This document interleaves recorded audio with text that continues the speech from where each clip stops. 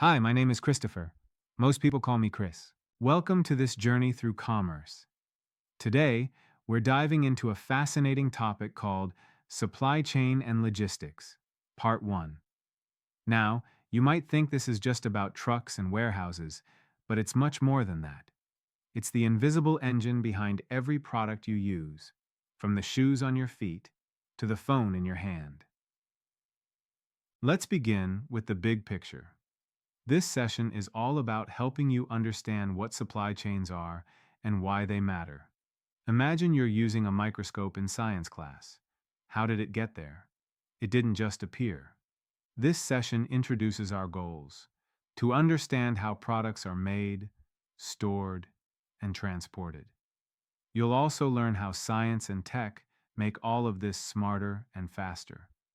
By the end, you might even discover a future career path in this field. What is a supply chain? A supply chain is like a journey for a product. It starts at the raw material stage and ends with the product in your hands. For example, a pencil might start as a tree, go to a factory, be shipped to a store, and finally land in your pencil case. Understanding this process helps you appreciate all the science and effort that goes into everyday things. It's a giant network of people, machines, and decisions. Components of a supply chain. Now let's break that journey into parts.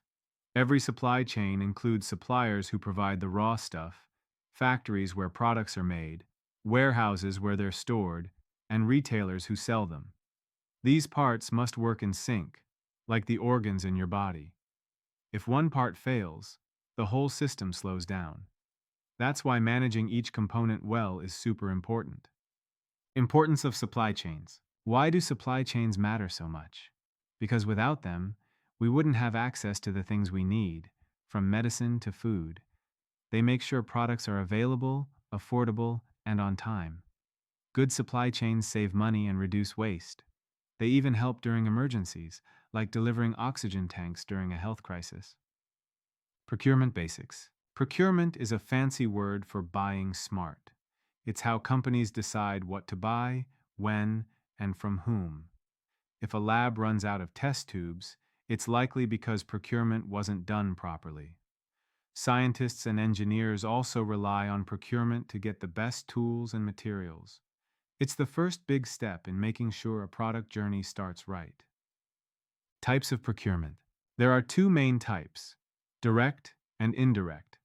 Direct is when you buy materials that go into making a product, like metal for machines. Indirect is for stuff like office chairs or internet services. Both are important for a business to run well. Understanding the difference helps us plan better and avoid wasting money or time. Inventory management. Inventory means the stock of goods a company keeps. Think of it like the storage room in your science lab. You don't want too many supplies crowding the shelves, but you also can't run out. Inventory management balances this.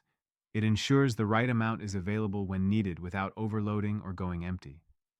Warehousing basics. Warehouses are like giant closets for businesses. They store products before they move to stores or customers, but they're more than just storage. They help track inventory, pack items, and even test for quality. Good warehousing speeds up delivery and reduces errors. Introduction to logistics. Logistics is the science of movement. It deals with how goods get from one place to another, quickly, safely, and cheaply.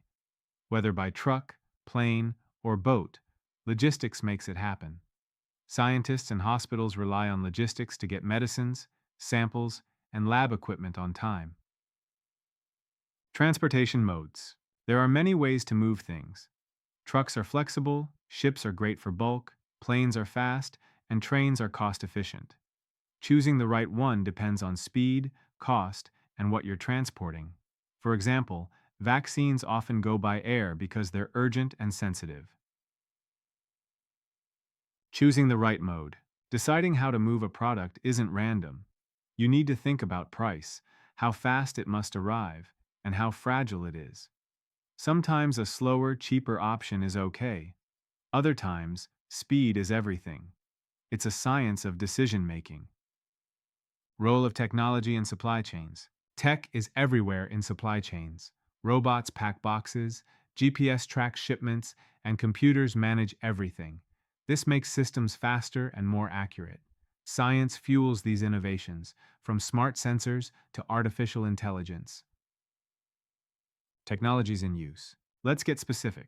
Barcodes help scan items, GPS tells where products are, and automated warehouses use machines to lift, sort, and ship. This tech helps save time and reduces mistakes. It's like having digital assistants all along the chain. Supply chain optimization. Optimization means improving everything, making it faster, cheaper, and better.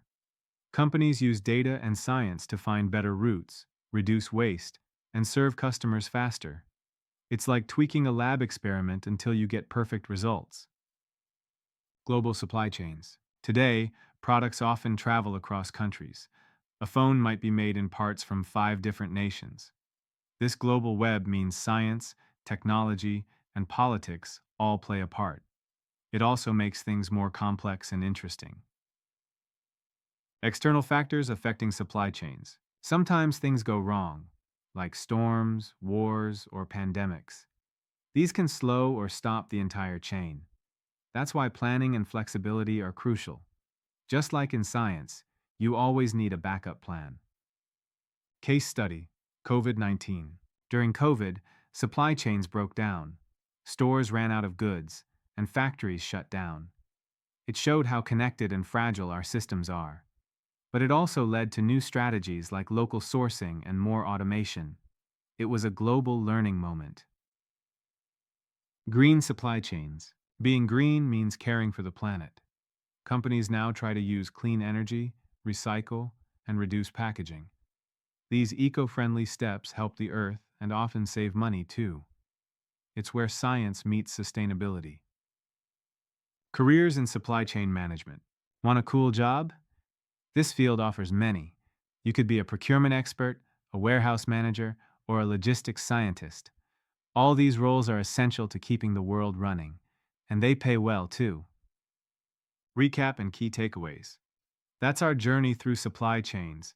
You now know how things are made, moved, and managed. From technology to trucks, from warehouses to green practices, you've seen it all. Remember, supply chains connect science to everyday life, and maybe one day you'll be the one managing them.